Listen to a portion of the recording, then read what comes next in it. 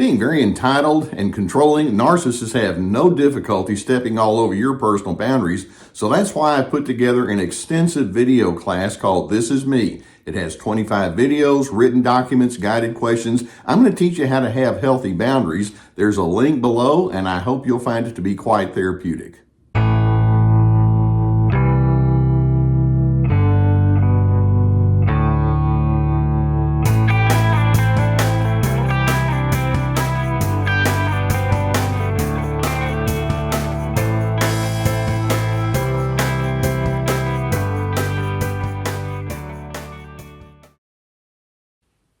Let's begin today with a bit of a reality check. Now, I want to ask you a couple little questions here.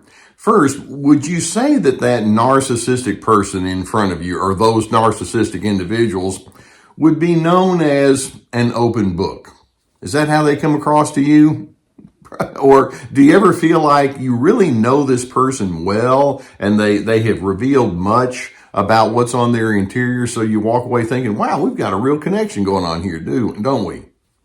Do you ever think, well, this is someone that I know loves to be vulnerable. They like to talk about what's on their interior in an authentic kind of way. And of course, when I ask these kind of reality check kind of questions, the answer is absolutely no. They're none of that. They don't want to be open. One of the things that we can see is that narcissists are masters of suppression. They suppress their own emotions. They suppress their opinions and ideas for a while. Of course, it's eventually going to show up. But basically, these individuals, with their need for control, with their desire to stay in the superior position, with their lack of interest in you, with their manipulations and exploitations and their self-absorption, they're constantly trying to figure out what can I reveal about myself that's going to get me in a good place, and what do I need to refrain from talking about, which is going to allow me to maintain my narrative. And so these individuals will have many moments where they go into a high suppression mode. And then ultimately, because they have all of the disarray that's on the inside of them due to their suppression, then they can relate with you in such a way that sort of trains you, if you will, for you to also go into a suppression mode, and it becomes one big, huge formula for a no-good relationship. Now, there are different reasons for a narcissist to suppress than you on the receiving end of their narcissism. And I want to see if I can kind of talk with you about why they go into their suppression mode and then what they do to you to kind of keep that pattern going.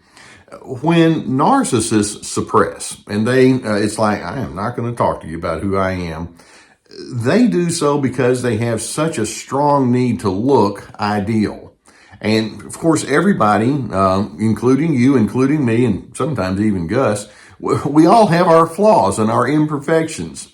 And so narcissists think, well, if I let my humanity be known, that's not going to serve my intentions very well. So in their need to be ideal, they'll hold down certain elements about who they are and what they feel and what they think, at least episodically. In addition, narcissists can suppress their emotions because they know that this is a judgmental world, and they think, well, I'm afraid I'm going to get shamed or ridiculed if I talk about certain things that aren't going to fit the narrative of me being this incredible individual. And so they have their fear and their shame and their guilt that causes them to suppress. Likewise, there are times when they know that they have certain behaviors or opinions or preferences and attitudes that are probably going to not serve them well in the public domain. So it's like, okay, I'll let those things be known as it suits my needs, but many times they can suppress that and in their efforts to try to craft a certain kind of image. They don't trust, and that being the case, they're not going to be open with respect to that. It's all about them maintaining their attitude of control. And then, like I say, what this does is it causes them to carry all sorts of emotional chaos on the inside because they have so much unfinished business and they have so many wily schemes that they're sitting on. And so as they carry this pattern and tendency on the inside of themselves, then inadvertently they wind up trying to train you to be guarded and cautious and careful in the way that you engage. And so you wind up suppressing your emotions in reverse. and it's a formula for disaster. I know that there have been many of you who will think, well, I can't really afford to be open with that person. And I certainly don't want to be self-revealing, and my authenticity and my self-revelations are just simply going to get me in a lot of trouble. And so I want us to think that narcissists actually have tools in their shed that they use that ultimately lead you to then become a suppressing kind of a person. For example, let me mention several of those tools that they use. What they'll do is they'll come toward you with lots of blame shifting. Let's say that something has occurred between the two of you, whether you're working on a project or you're trying to discuss procedures on how to do things, or you're trying to discuss some very difficult circumstances between yourself and that individual, and there's a lot of conflict.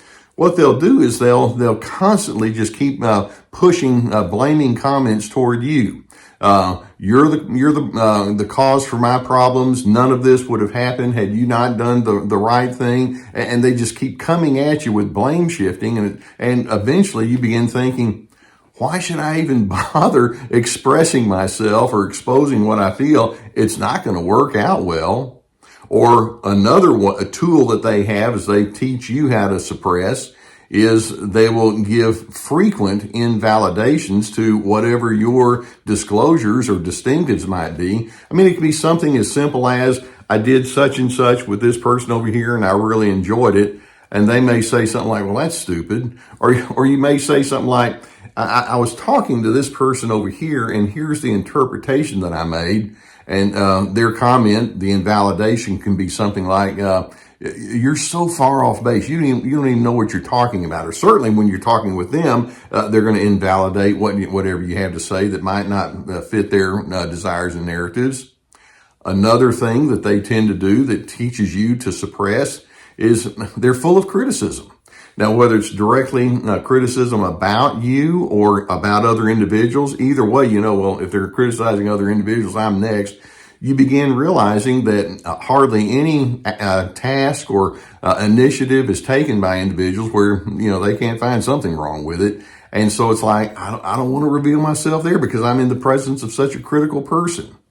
Sometimes they use the task of throwing cornering questions at you. Well, why did you do this? Well, you told me yesterday you're going to say this, and so this didn't play out this way. What's going on? And so they can just pepper you with these kinds of questions, and they're not asking for the sake of understanding you more fully.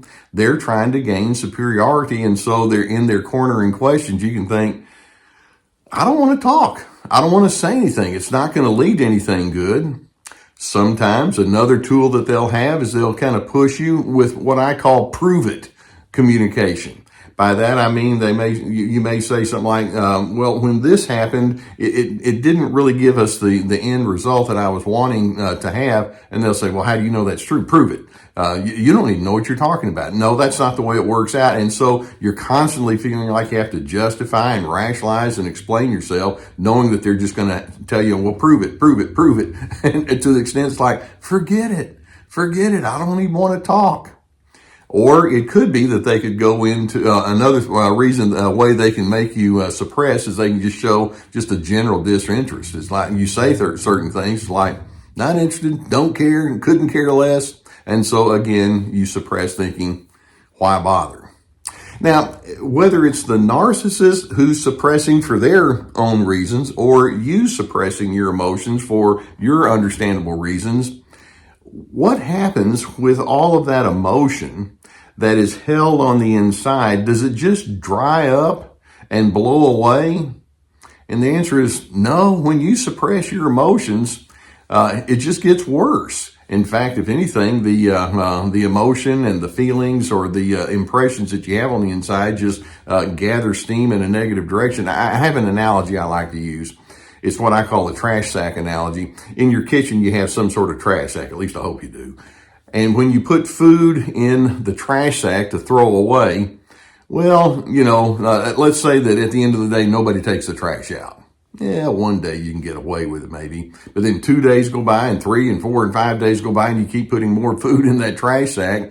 Well, over time, what's inside the trash sack is going to turn sour and get smelly. It's the same thing when we refer to you suppressing your emotions, only we're not talking about days. You can have these narcissistic people who have all of these nefarious kinds of schemes, and you have suppressed and suppressed and suppressed, and so have they for their different reasons. And then all the emotion that sits in there becomes more and more sour and smelly. And so finally, when it does come out, whether it's from that person or from yourself, it's not pretty, and it doesn't lend itself to good problem resolution. And so all of this tendency towards suppression is part of the entirety of the dysregulation that goes along with the narcissistic pattern. Now, I want us to understand there is a distinction between you suppressing your emotions, sometimes you need to hold it in, versus showing good discernment. There are times when, sure enough, a person is not a safe individual and they have such a track record of ruining relationship. In discernment, you can say, it's not going to work for me to reveal myself.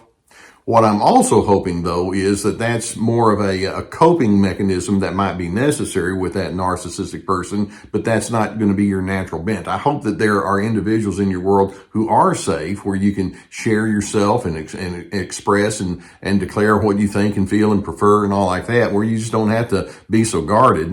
With narcissists, though, they're not going to be that kind of an individual. There are times when you are with that narcissistic person and you can tell they're being very contrarian, where you may need to go ahead and do a better job of speaking up. I don't think you need to go too deeply, but there may be times when you might say, I know that you differ from me, but I'm holding on to my emotions or my perceptions or interpretations. No particular apology allowed or necessary. And then if they come back at you, it's like, well, nonetheless, I'm standing firm on who I am. So there are times when you can speak up in that kind of way. I'm hoping you can get to the point to where you're truly comfortable in your own skin, where you think, I don't have to constantly apologize. But then also, I'm hoping you can have that sense of wisdom that says, but given the fact that the narcissist is coming at me with their own patterns of very unhealthy and non-discerning suppression, I'm not going to take my cues from them. I'm going to save my deepest personal revelations for individuals who know how to have an actual adult conversation with me.